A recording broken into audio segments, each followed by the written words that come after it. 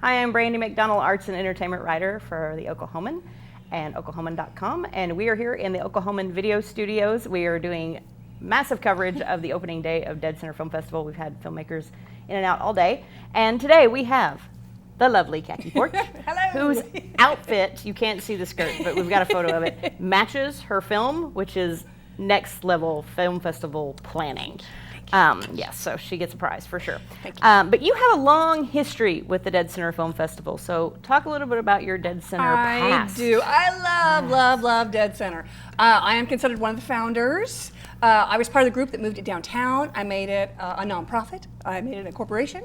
And then I was the executive director for 7 years. Actually, Lance took my job. And as a filmmaker, from being the other side, this is actually my third film to be in the festival. All right. Yeah. Yeah, it's, so it means a lot to you, I think. To, Absolutely. I love this festival. And if you do travel the country, which I have done, going to other film festivals as a filmmaker and as an attendee, deadCenter does everything so well. I am so proud of this festival. Like, each film was watched by a minimum of 5 people. That's very rare. So, and the levels that it goes through just to even get in this festival is really fantastic and very thorough. And it is a great nod to the filmmakers that are in this festival. Yeah. Yeah, and so one of the 140 films in this year's deadCenter is Faces of the 47th, which this is a feature documentary that you shot here in the state in the past year. That's right. And tell us a little bit about this, because it's sort of like education and politics and art all smushed together, meeting you as a filmmaker. Yes, correct. That's right. So when this project started, which it actually started right after the teacher walkout last year, and my friend Sarah Agee, who is the lead of my film, she wanted to do something more to keep the conversation going. She didn't want it to die. She wanted for people to remember in November to vote pro-education and to keep politicians accountable for their votes and to fund education. So she decided to do a citywide art installation. It was actually through the Inside Out project, which is a global art project, and it deals with primarily political issues. And this was actually the first one in the state to tackle something like this. And so the installations are of 47 public school kids. It's big, huge portraits, and it does. And it is a reflection of that we are 47th in the nation for overall funding for education. And the portraits were installed in Oklahoma City, in Norman, in Pauls Valley, and Winoka. Yeah, and these were not small. I mean, these were huge. I mean, they covered huge walls and things like that. So this, I mean, it was definitely something that you would not miss. That's correct. So correct. And I think that it was very literally an effort to put a face on the issue. That's right. In the absolute literal sense. That's right. So it was truly a visual reminder to vote pro-education. And at the installation that was in Oklahoma City, which was days before the polls opened, we had Carrie Hicks come out and Kendra Horn came out, and we got some lovely comments about the importance of education. David Holt is in my film, and he too was actually in the Senate, and he cast one of the votes for the teacher pay raise last year. And as mayor, he too is very engaged in just promoting overall health of this city, and that involves educating our youth.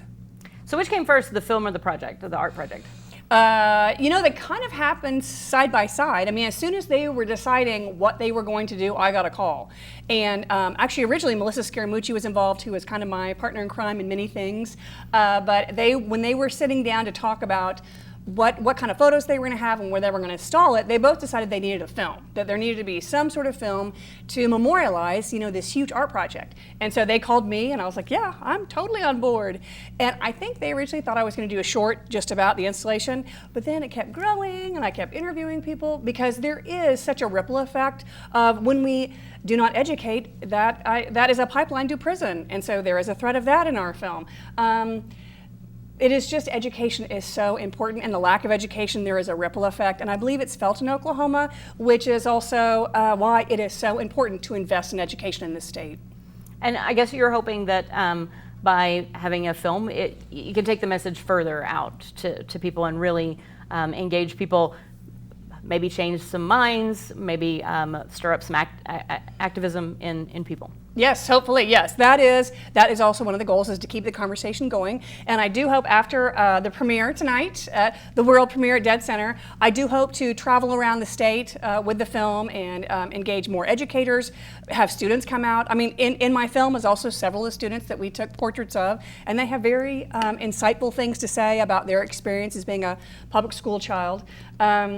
So yes, I think it's important to keep our politicians accountable and to keep this conversation going to where we continue to fund education. Because there was a lot of investment, this session in education, but we are still 47th overall, and we can do better. And I guess, was that important to you to actually not just have the faces of the children, but to have their voices too? Because so often, I mean, this is an issue that obviously affects them personally, but so often we don't really hear their voices. We hear parents, we hear teachers, we hear politicians, various stakeholders, but so often we don't hear kids' voices. Right, and there is a girl in my film, Taylor, who in particular said it was very eye-opening to see how hard it was to get books. Her teacher started an AP class, and her teacher had to write 2 grants just to get 2 books for a class of 13. And it was very eye-opening for her to see how hard it was.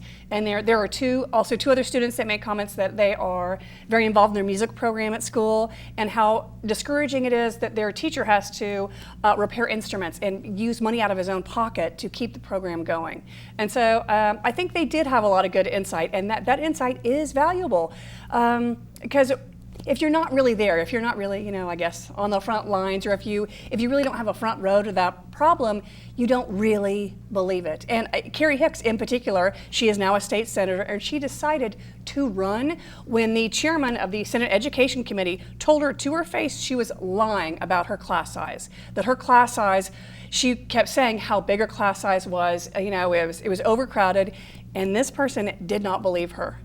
And after that, she decided to run for Senate, and she won. So she is a fantastic advocate, and we're so lucky to have her in our state Senate advocating for children and families. And she's my state senator, and she's in the film. Very nice. Yeah. So now, if people want to know more about your film, if they want to bring it to their town, or get a chance to see it outside of deadCenter, is there a place where they can go? Well, the website is facesofthe47th.com. We have a Twitter, Faces of the 47th. We're on Instagram, Faces of the 47th. I'm sensing a theme. Yes, there's a theme there, indeed. Her skirt matches, the Twitter matches, the Instagram matches, everything matches. That's right. That's right. Yeah. So yeah, contact us. We would love to come to your town for sure. But before that, yes, deadCenter opening night tonight. It's opening night of deadCenter. It's going to screen at 8 o'clock. The Devon Energy Theater at the Harkins Bricktown Cinema. I'm sure you would love to have it packed full of people interested in education. And then we'll screen again on the closing day of the festival at 11:15 a.m. Sunday at the OG&E Theater at Harkins Bricktown Cinema. So people have 2 chances at deadCenter to see the film, and you're going to be there. Yes, I will, with my glorious skirt. And I bet you'll be willing to talk about it with people. Indeed, so, there will be a question and answer. Very nice. So, and if you want more on deadCenter, you can go to the deadCenter website. You can also go to Oklahoman.com, pick up a copy of the Oklahoman, and check out our coverage. Thanks for coming in, Cacky. Hey, thank you. I appreciate it.